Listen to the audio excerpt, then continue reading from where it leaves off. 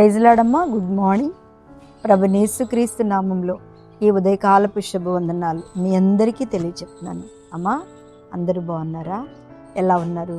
దేవుని సన్నిధానంలో ఉదయం లేచి ప్రార్థన చేసుకొని మన భారమంతా ప్రభువుకి అప్పగించి దేవుని సన్నిధిలో చక్కగా ప్రార్థనలో ఉన్నవా?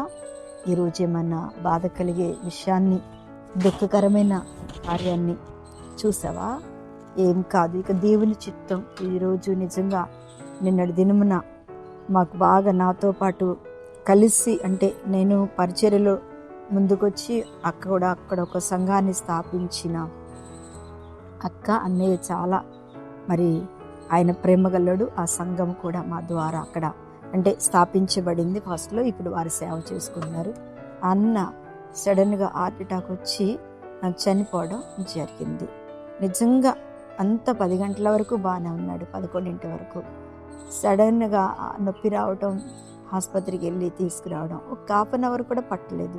చాలా హెల్దీ, ఫాస్టింగ్స్ ఉండి ఉపవాసంలో ప్రార్థన చేసుకుంటున్నాడు. పెద్ద మనిషి, ఒక 65 ఏళ్ళు పైన ఉంటాయి. నిజంగా ఏది ఏమైనా నీతిమంతులకు అనేకమైన శ్రమలు. మరణము అందరికీ రాదు. ఆయన మంచి మరణాన్ని పొందుకున్నాడు. ప్రభు దగ్గరికి వెళ్ళే మంచి మరణం. కానీ ఈ రోజున దేవుడు మనకి తోడుగా ఉన్నాడు. అందుకే నేను ఎప్పుడు చెప్తూ ఉంటాను, ఏ క్షణంలో ఏం జరుగుద్దో తెలియదు.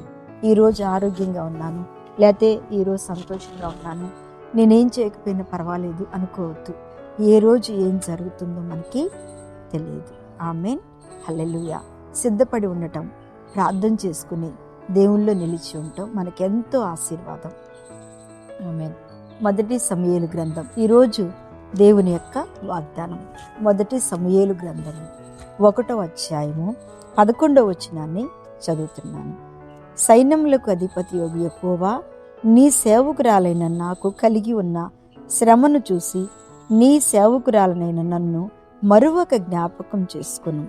నీ సేవకురాలైన నాకు మగపిల్లను దయచేసినడలా వాని తల మీదకి క్షౌరపు కత్తి ఎన్నటికి రానియక వాడు బ్రతుకు దినములన్నిటి నేను వానిని యెహోవాకు నీకు అప్పగింతునని మొక్కుబడి చేసుకొనెను.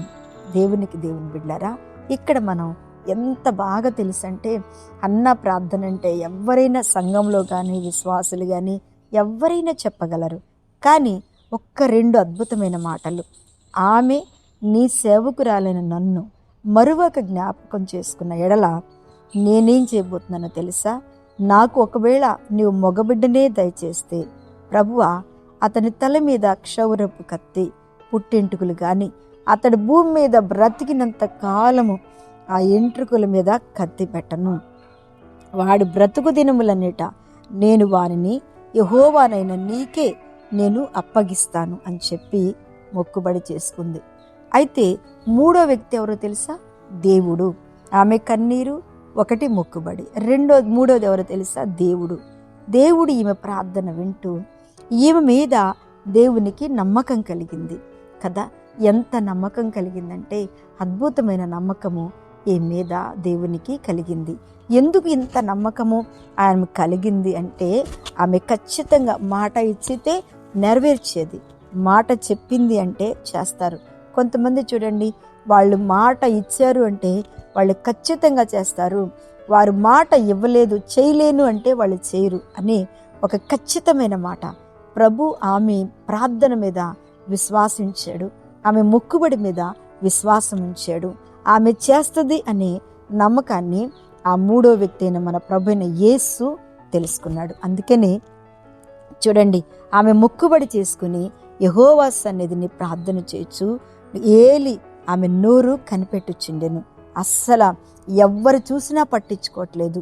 ఆ నోటితో ఏం మాట్లాడుతుందో, ఆ నోటితో ఏం ప్రార్థిస్తుందో, ఆ నోటితో ఏ కన్నీరు కారుస్తుందో, ఆ నోటితో కృతజ్ఞతాస్తుతి ఎలా చెల్లిస్తుందో కూడా అది దయచేసి ఎవ్వరికీ తెలియదు. కానీ ఆయన గమనిస్తున్నాడు. కానీ ఈమె గమనించటంటే ప్రార్థనలో లీనమైపోయింది, దేవుని దగ్గర వడంబడికలో లీనమైపోయింది, ఆ దేవునితో మాట్లాడటంలో మొక్కుబడి చేయటంలో ఈమె లీనమైపోయింది. అప్పుడే దేవుడు ఈమె యొక్క నమ్మకత్వాన్ని చూసి, ఈమె యొక్క ఆ ప్రార్థన చూసి ఆయన కరిగిపోయి ఏమంటున్నాడంటే, ఇక్కడ 16లో నీ సేవకురాలైన నన్ను ఇంటి పనికి మాలిన దానిగా ఎంచొద్దు అని చెప్పిన తర్వాత ఆయన అంటున్నాడు, నంతటా ఏలి నీవు క్షేమముగా వెళ్ళు, ఇశ్రాయేలు దేవునితో నీవు చేసుకున్న మనవి ఆయన నీకు దయచేయునుగా కానీ 17వ అధ్యాయంలో చెప్పాడు కదా.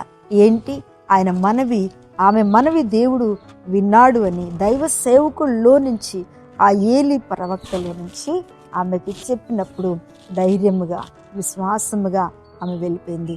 అప్పుడే దేవుడు ఆమె కార్యం చేయడం ప్రారంభించాడు. అప్పుడే నమ్మకం కలిగి చూడండి, కార్యం చేసినాక ఎంత బాగా అద్భుతంగా క్షౌరపు కత్తేయకోకుండా బిడ్డను తీసుకొచ్చి దేవునికి అప్పగించింది.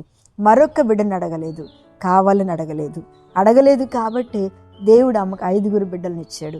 ఒక్క మాట చెప్పనా, దేవునికి మన మీద నమ్మకం కలగాలి. మనం ప్రార్థన చేసేయడం అది చేస్తా కాదు, నువ్వు ఇస్తావనో, నువ్వు తీర్మానం చేస్తావనో, నువ్వు జయిస్తావనే ఒక నమ్మకము దేవునికి మన మీద కలిగినట్టయితే తప్పకుండా అద్భుతమైన కార్యము ప్రభుయేసు మన జీవితంలో చేస్తాడు. ఈ వాక్యం వింటున్న నీ జీవితంలో ఏదైనా కన్నీరు శ్రమను దేవుడు చూసి నిన్ను నమ్మి కార్యము చేసిన ఆ దేవునికి నిత్యము కృతజ్ఞుడవై జీవించు. దేవుడి మాటలు దీవించునుగాక. ప్రార్థన చేస్తా. పరిశుద్ధుడా, ఈ ఉదయకాలమున వాక్యం వింటున్న ప్రతి బిడ్డను ఆశీర్వదించి వారి కుటుంబాలతో నిత్యము మీరు తోడుగా ఉండి నడిపిస్తూ చేయి పట్టుకుని ముందుకు సాగించమని, ఈ రోజంతా తోడుగా ఉండమని యేసు నామమున అడుగుచున్నాను తండ్రి, ఆమేన్. ప్రైజ్ లార్డ్ అమ్మా. దేవుడు మిమ్మల్ని దీవించును.